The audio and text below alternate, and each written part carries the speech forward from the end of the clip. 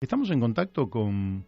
No, pero ya vamos a estar en contacto con el fiscal general de Tucumán, que nos ha traído justamente una información más que interesante que tiene que ver con un fallo eh, en defensa, digamos. ¿Sí? ¿Ya estamos en contacto? Bueno, creo que entonces sí, vamos a poder presentarlo. El doctor Gustavo Antonio Gómez, fiscal general de Tucumán. Buenas tardes, Gustavo. ¿Qué tal? ¿Cómo estamos? Bien, bien. Bueno, hoy atraídos por este fallo que vos me enviaste, esta sentencia, que es muy interesante porque entiendo que además se enlaza tanto con lo que veníamos diciendo anteriormente, que después yo voy a tratar de hilar por qué entiendo que se engancha con lo anterior. Pero lo primero que me gustaría es que me describieras los hechos, la situación concreta, a partir de los cuales vos, como fiscal general de Tucumán, haces una presentación ante el Juzgado Federal de Tucumán número 2. Bueno, a ver, de modo habitual, tanto los jueces de ejecución como los fiscales tratamos de visitar las cárceles y hablar con los detenidos o los presos, sea que estén condenados o sea que estén procesados, detenidos.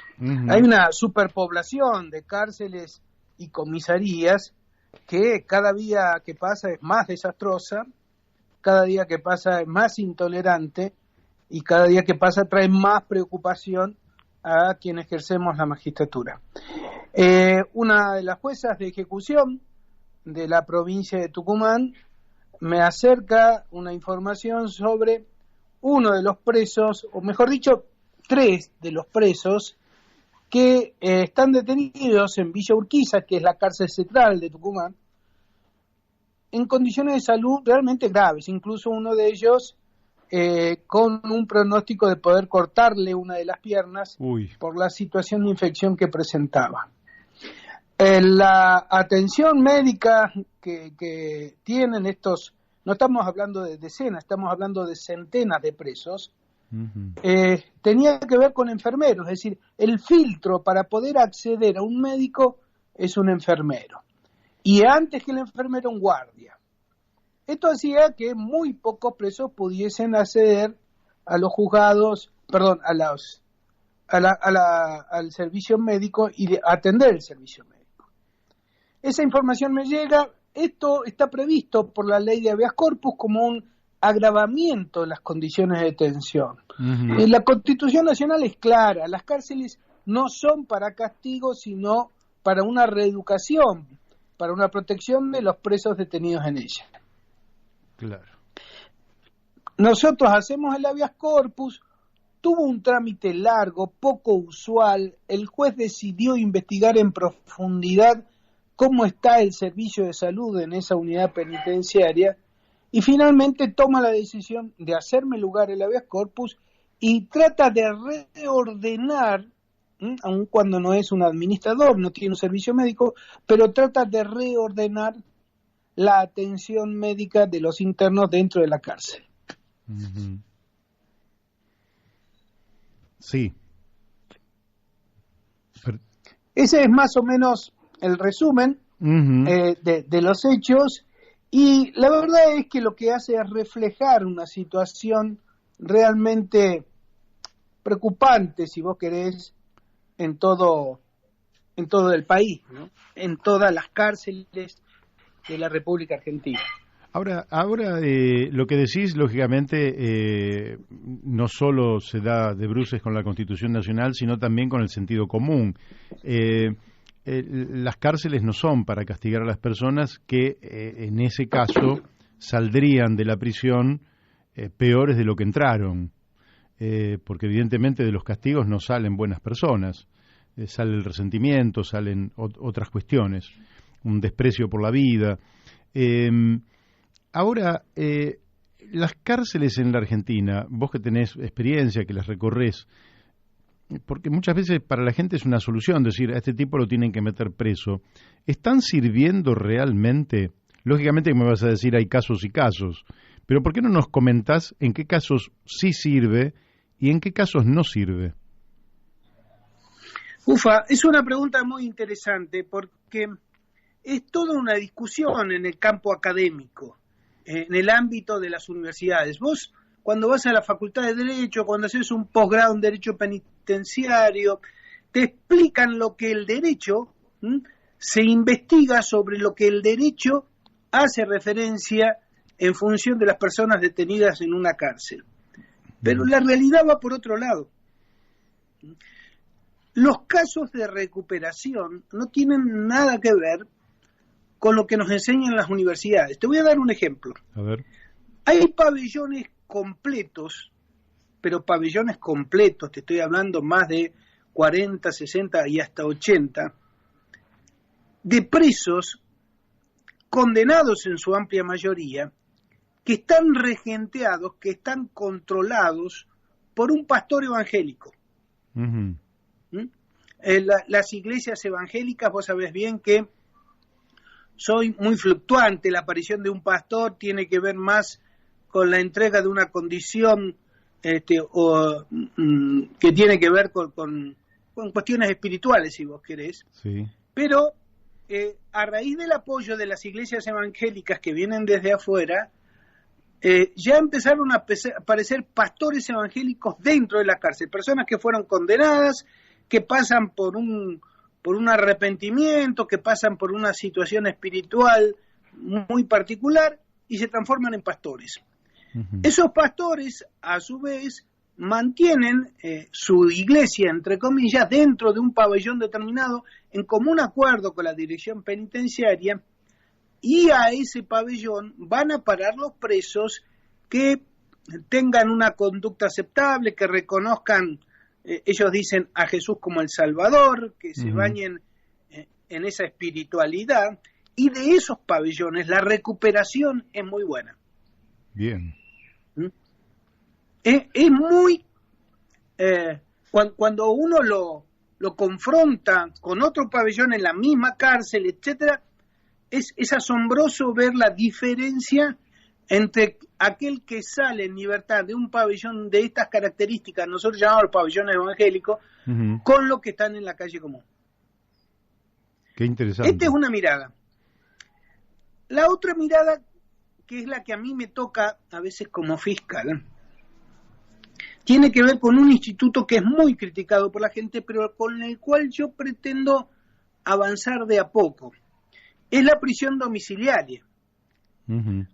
Hay muchas personas que han sido condenadas a prisión que, si vos la introducís dentro de ese sistema carcelario, lo que hace es agravar las condiciones de la imposibilidad de recuperarse y ser más útil para la sociedad. Porque la cárcel hoy por hoy no sirve para eso. Claro. Sí. En esos casos, te doy un ejemplo que tuve la semana pasada. Un hombre que vendía drogas dentro de un barrio muy complicado, una villa en la 9 de julio, que para entrar a veces tenés que tener, como dicen en la jerga, varias puñaladas de ventaja. Uh-huh. Cuando vos entrás a esos barrios, es muy complicado y hay una suerte de jefes o dealers que son los que venden el estupefaciente, etcétera. A mí me tocó un caso donde atrapamos un dealer que ya tenía una condena anterior y que en el marco de esa condena anterior había hecho una serie de alianzas dentro de la cárcel con otros narcos y había salido, porque tenía una pena de 4 o 5 años, y había salido fortalecido en su liderazgo. Cuando nosotros los detenemos por segunda vez y cuando se hace un procedimiento por segunda vez, ya tenía una capacidad, nunca andan más con 150 gramos, 200 gramos encima, repartidos en bagullitos como para que si lo agarran digan no, es para consumo personal, salgo en libertad. Hasta eso se preparan. Uh-huh. Y cuando sale en libertad, lo atrapamos, cuando sale a vender droga, lo atrapamos, se hace un procedimiento muy complicado, llega el momento de la acusación y dictar sentencia, y yo le pido 6 años de prisión. Para la cantidad de droga que llevaba en ese momento fue muy escandaloso, pero porque 6 años, de 6 a 8 años, estamos hablando de alguien que lleva kilos dentro de lo que es la medida de las penas de prisión en función de la cantidad de droga.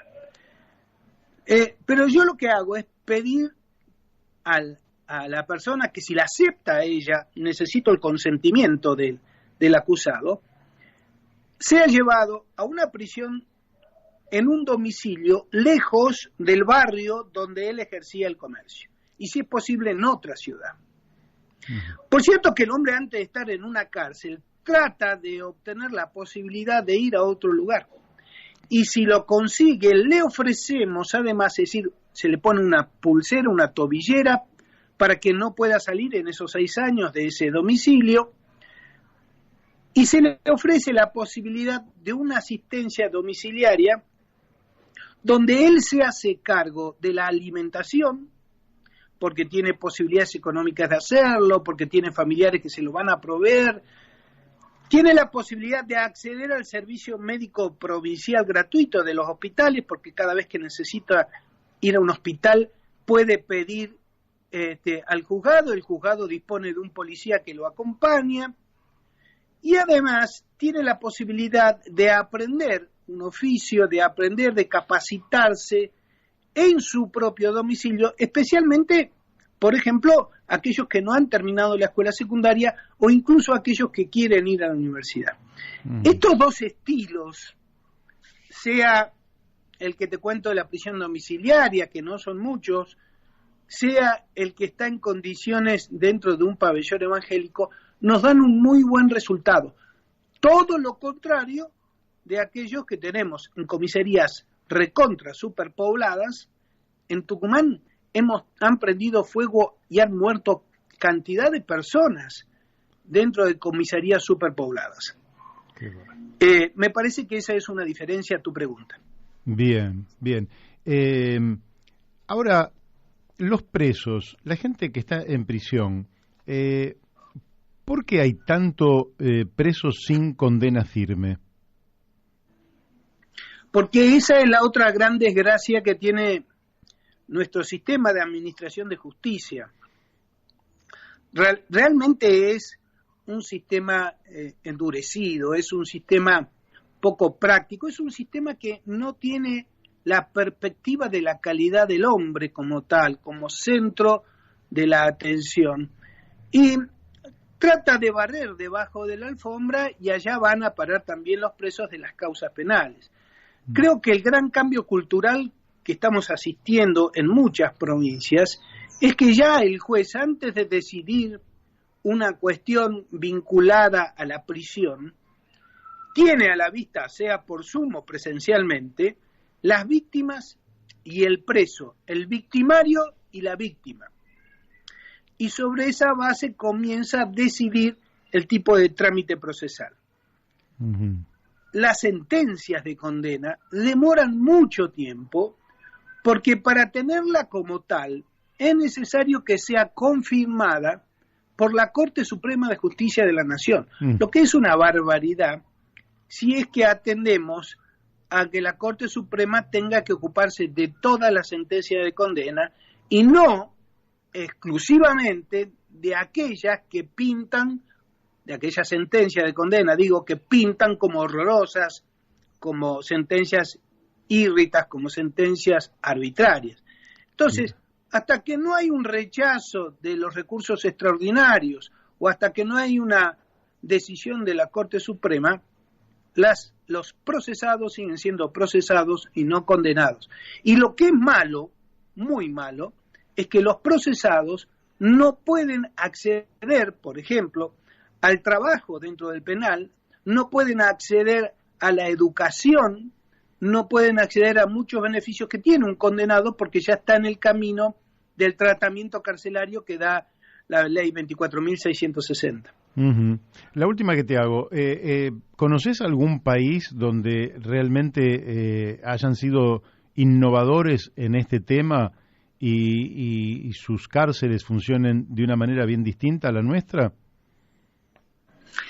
Sí, hay países europeos que realmente descollan por la situación carcelaria y te diría que yo he visto casos, estuve en diálogos a veces en mis viajes por Europa con algunos colegas fiscales y ellos me dicen que el gran problema que están teniendo es que los inmigrantes tratan de cometer algún delito para ir preso. Amigo. No se tratan de hechos de sangre habitualmente, pero tratan de cometer algún delito para ir preso porque están mucho mejor en un sistema carcelario que los capacita, los educa, la educación, y aun cuando después de que cumplen la condena lo expulsan del país, tienen la posibilidad de volver o de ingresar de vuelta a su país con una capacitación y una educación distinta, con alimentación distinta, etcétera.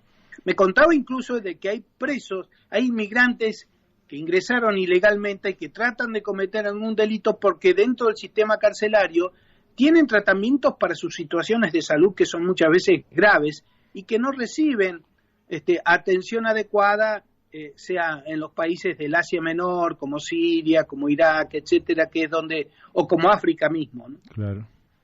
Qué bárbaro, qué bárbaro. Bueno, siempre nos ilustrás con tus conocimientos, con tu experiencia, así que te vamos a seguir molestando en poco tiempo más, Gustavo.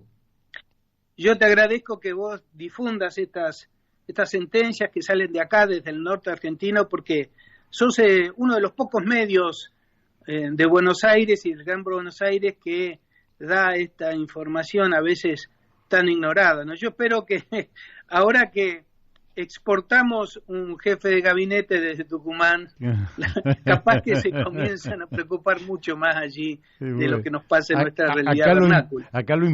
Ustedes lo exportaron y acá lo importamos, así que vamos a ver si es una buena importación o no. Dentro de un tiempo lo hablamos. Ok, nos vemos, Mario, hasta luego. Un fuerte abrazo, muchas gracias. Bueno, ustedes lo han escuchado, el fiscal general de Tucumán, Gustavo Antonio Gómez.